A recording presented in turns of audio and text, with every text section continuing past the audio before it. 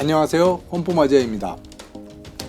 이번 네 번째 동영상은 제주도 부동산에 대한 이해 및 전망에 대하여 얘기하려고 합니다.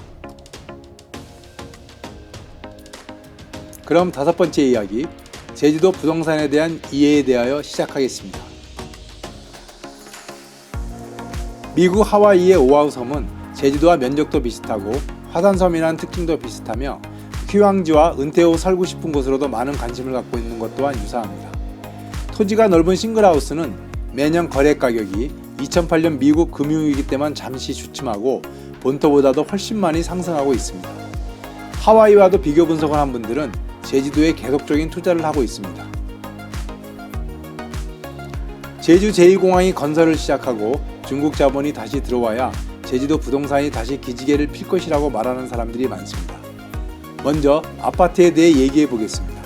제주도민 중 아파트를 재산 증식의 방편이라고 생각하지 않는 도민이 꽤 있습니다. 물론 전보다 많은 도민들이 아파트에 살고 있지만 직장의 출퇴근과 학교 등하교의 도구일 뿐 더 이상 더이하도 아닙니다. 건설회사들이 제주도의 아파트나 분양형 빌라를 많이 짓는 이유는 앞에서도 말한 중국인의 5억 이상의 투자 대용과 자녀를 국제학교에 보내려는 육지인, 제주도에서는 타지에서 온 내국인을 이렇게 부릅니다. 그리고 제주도에 별장을 갖고 싶은데 땅을 사서 짓기는 힘들고 시혜권은 싫고 시내에 지어진 아파트나 빌라를 대출로 사려는 육지인들을 위해서입니다. 앞에서도 얘기했듯이 중국 투자 헛 열풍에 이끌려 육지인들은 제주도 부동산, 특히 아파트나 빌라에 관심을 갖고 시세 차익을 노리기 시작했으나 2016년경 한한령으로 시작한 중국 경제의 제재와 한국 경제의 위축으로 그 열기는 식기 시작했고 미분양이 많이 나오기 시작하자 가격을 내려서라도 매매를 하려는 소유주들이 생기면서 제주도 부동산 경기가 하향세가 되고 있다는 얘기가 나오기 시작한 것입니다. 제주도민들은 자기 아파트가 얼마에 거래하는지, 팔면 얼마의 시세 차익을 생기는지에 대해 별 관심이 없습니다.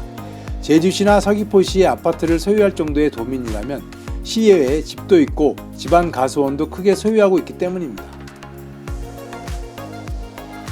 그리고 토지를 보면 제주도는 농지를 거래하는데 육지에 주소를 두고 있거나 외국인에 대한 거래는 매우 엄격합니다.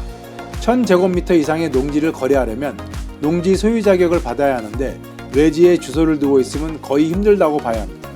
물론 임야는 거래 시 별 조건은 없지만 제주도는 제주도 특별법에 의거 해발 300m 이상의 땅에 건축물을 지을 때 사업계획서와 환경보전 관련 계획서를 제출해서 승인을 받아야 합니다. 대부분 한라산 국립공원에 접하기 때문입니다. 쉽게 말해 제주도에서 당장 개인이 집을 짓거나 카페나 레스토랑을 지을 수 있는 땅은 생각보다 많지 않습니다. 바다가 보이는 멋진 조망을 갖고 있는 땅이라고 소개를 해서 가보면 해안도로와 100m 이상 떨어진 안쪽에 있고 근처에 아무것도 없으며 전기와 상수도 끌어오기도 힘든 땅을 만나게 됩니다. 제주도 토지에 관심이 있어서 온라인 부동산에 조회해보면 해안도로에 바로 접하고 근처에 전기나 상수도가 있고 볼거리가 있는 땅은 매물로 거의 나오지 않습니다. 왜냐하면 그런 땅은 보유만 해도 계속적으로 가격이 오르고 그 땅에 건물이라도 있으면 월세를 받을 수 있기 때문입니다. 다음 여섯 번째 이야기는 제주도 부동산에 대한 전망 및 추천에 대해 말해보겠습니다. 정리를 해보면 제주도 부동산에 투자를 하려면 아파트나 빌라, 연립, 타운하우스는 일단 보류하는 것이 좋습니다. 제주도에서는 땅이 없는 집은 가치가 없다고 봅니다. 그래도 만약 제주도에 작고 저렴한 휴식 공간을 갖고 싶어하는 분들은 시외에 주택을 사거나 땅을 사서 집을 짓기를 추천드립니다. 시내권보다 금액도 낮고 좋은 집들이 꽤 있습니다. 그리고 토지를 알아본다면 제주도는 땅은 많지만 실질적으로 돈이 되는 땅은 전망이 좋고 큰 길이 있고 전기와 상수도를 끌어오기에 편해야 합니다. 추가적으로 건물에 살 집도 짓고 상가도 지어 임대할 생각이 있다면 해안도로에 주위에 볼 곳이 있는 곳을 비싸더라도 선택하는 것이 훗날 후회를 하지 않습니다.